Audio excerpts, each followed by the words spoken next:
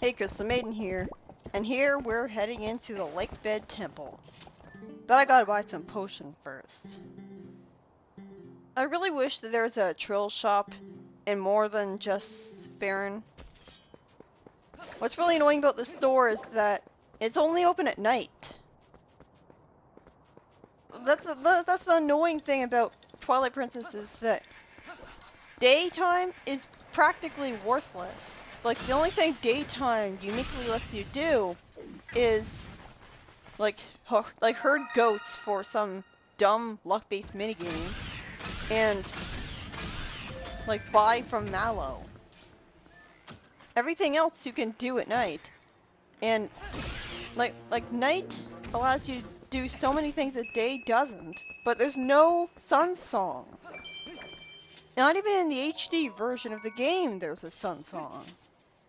So it's just annoying. Like, this is the best shop and you can only buy from it at night. I had to wait around tediously. I had to leave the game on for several minutes just to turn it to night.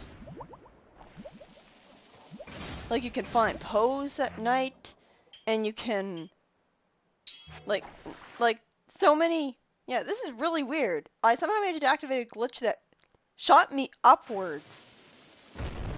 I was trying to show off the air refill glitch. It's a glitch that speedrunners use in order to beat the game without the Zora Scales armor. I wasn't able to get it working though. Like, you're not supposed to be able to swim while holding the water bombs. So I think what they do is they make it possible and then throw it. But yeah, I really like the Zora armor. For some reason you have to hold up to go down and down to go up, which is really weird. Like, what is it about 3D Zelda and loving inverted controls? Never really noticed that until I started really thinking about it.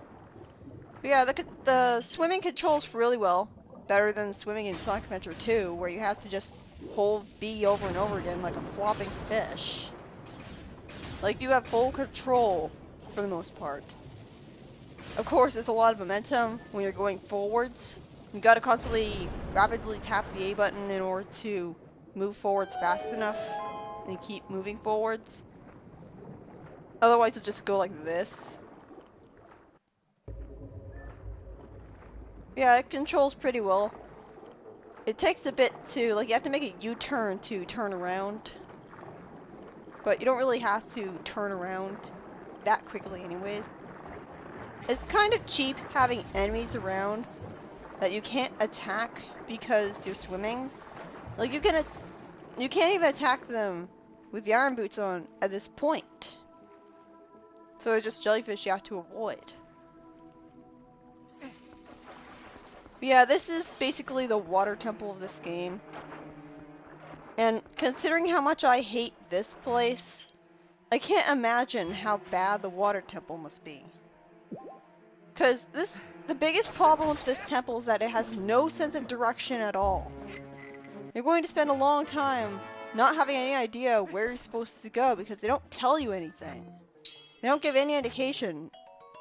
And like, it doesn't help that you're going to be spending a lot of time revisiting this one circular room. Like, technically 2 circular rooms that are on 2 different floors, but you go to one directly from the other.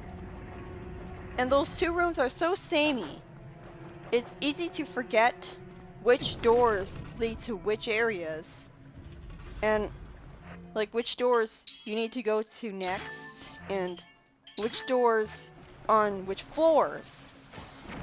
It's just a confusing labyrinth. Like, I like the idea of the water rising gimmick, like how you basically make it so that a current of water flows down into a room, and that allows you to access the next room because it moves a spinning thing. I'm sure there's a name for it. It makes me think of a Bread Miller.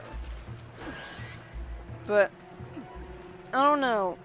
Like, because it's so tedious just getting things to work, it ultimately fails. Like, I like the whole concept of the water rising levels gimmick, but they don't give you enough direction in this place. It's not linear. Like, it is, but they don't tell you where to go. What is the point of this camera angle pan? You don't do anything here. Like, you can go through this place, but I checked. I spent several minutes in that water, and there wasn't even a treasure chest there. I thought for sure that you had to go there to progress, but you didn't. And it's such a pain in the ass getting out of there too. I'll show off that later. But yeah, there's a lot of cuts in Lakebed Temple because it took me, like, I got stuck so many times. I was lucky I never had to look up a guide.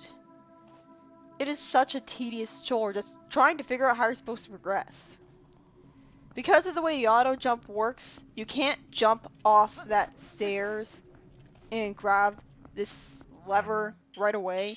You have to make sure that there's no stairs in front of you. And not even this will do anything because, well, for one thing, for some reason, well, I guess I didn't have the camera turned to a 2D perspective. And I would have just hit it with my sword anyways.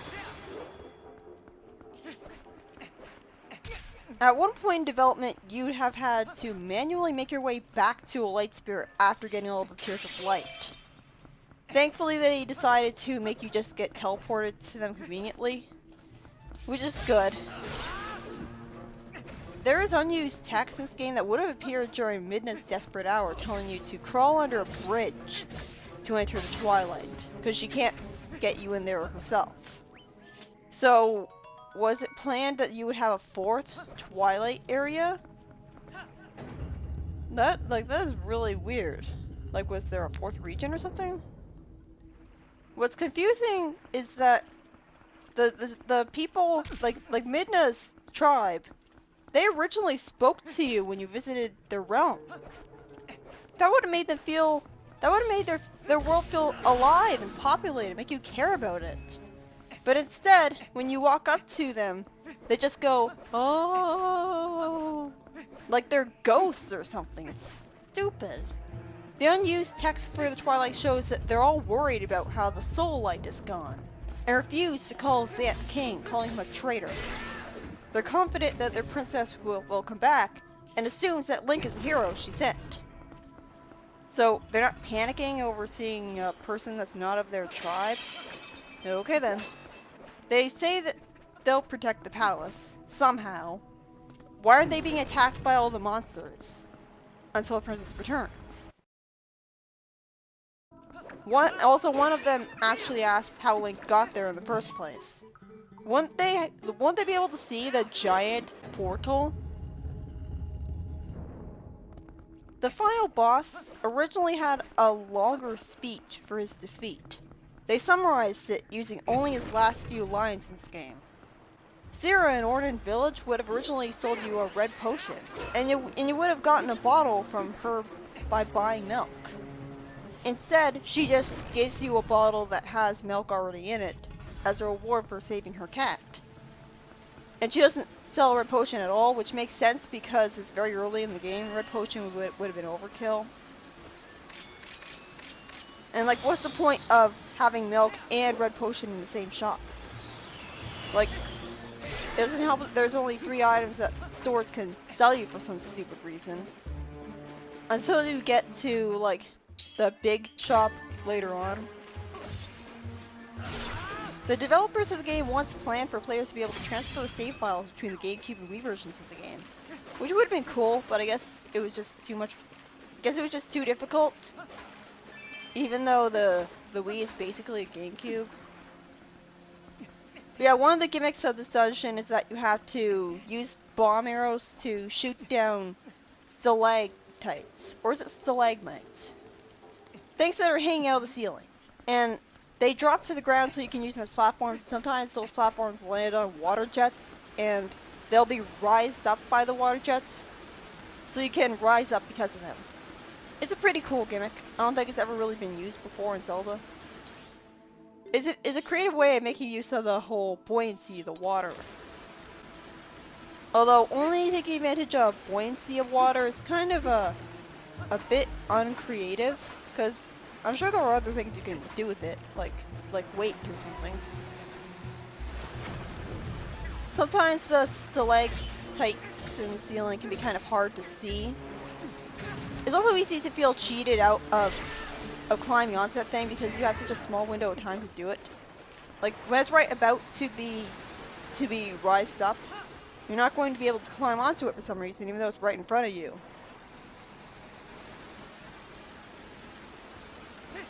And it's easy to like jump at the wrong time because then all of a sudden it descends right at the worst possible time. Again, I don't understand why there aren't like specific key chests. Like that's another thing that makes me lost in this place. Oh yeah, I got the map there. But yeah, like every door looks the same. The lead up to every door looks exactly the same. It's the Wind Temple all over again. You constantly visit the circular room in order to go to the other rooms, but it looks so samey and repetitive and level design that you easily forget like where you should go. There's no memorable set pieces at all.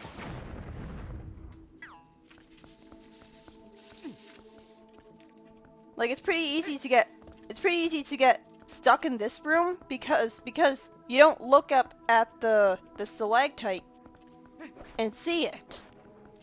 Like that's why I got stuck in this room, because I noticed the left stalactite, but I didn't notice the one on the right that you need to shoot down with the bomb arrow in order to progress. Like I was really confused. Like that's the annoying thing is I targeted it, but somehow I didn't register it as something I needed to hit with the bomb arrow. I think maybe because it was too darkened and so it didn't stand out enough. I didn't look up a guide or anything. I just wandered around aimlessly until I realized what to do. I don't think it stands out enough. Why should you have to shoot it down first? Why can't it just be there already? Climbing vines is always a very tedious chore in 3D Zelda because you climb them up so slowly. You know, I really wish that they did what Skyward Sword did later and had you be able to just climb them up a lot faster. Of course, they immediately botched that with a really stupid stamina thing. So you can only do it for a little bit and you need stamina just to climb in the first place. If they didn't use the stamina meter though, it would be great.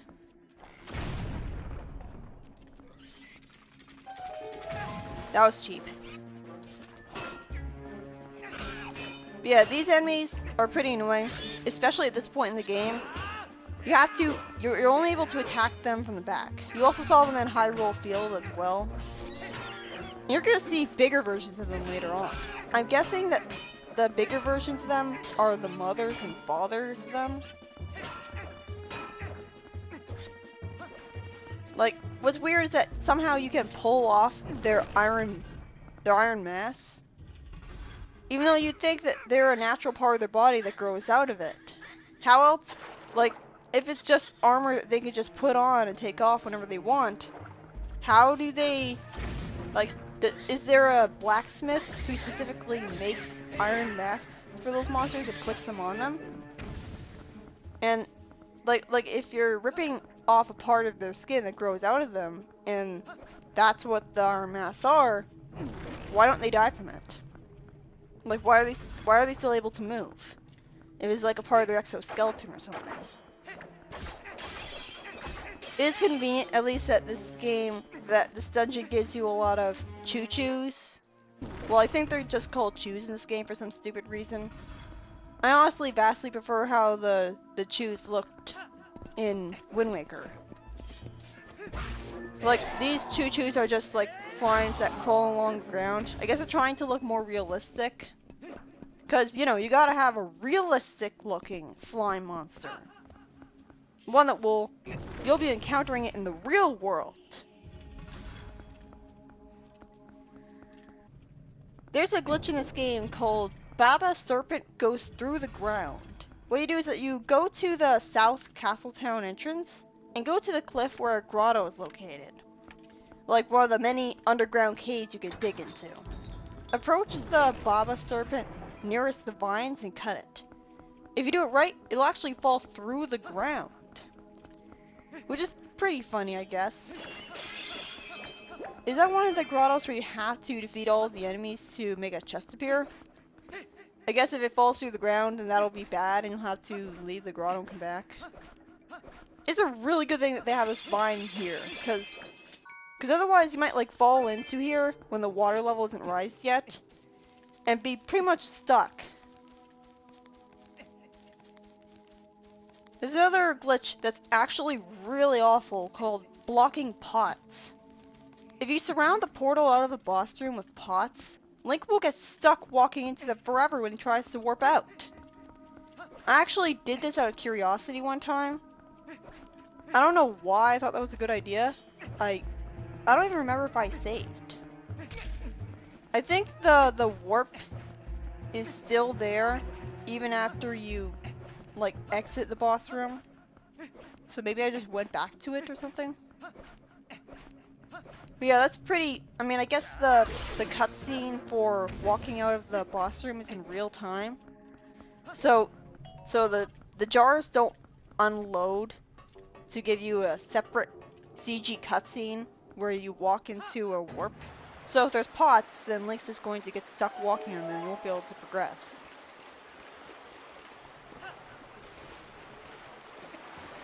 There's no real point to having a water slide in this room because you could just jump off the ledge. Which is good because it means that you don't have to spend nearly as long getting here. So basically the point of this room is to make it so that the water and the current that comes from it goes over to the circular room, and thus whatever room, like there's a spinning bridge in the circular room. Not this circular room, but the larger one. There's a spinning bridge, and you jump onto a lever, and that spins the bridge.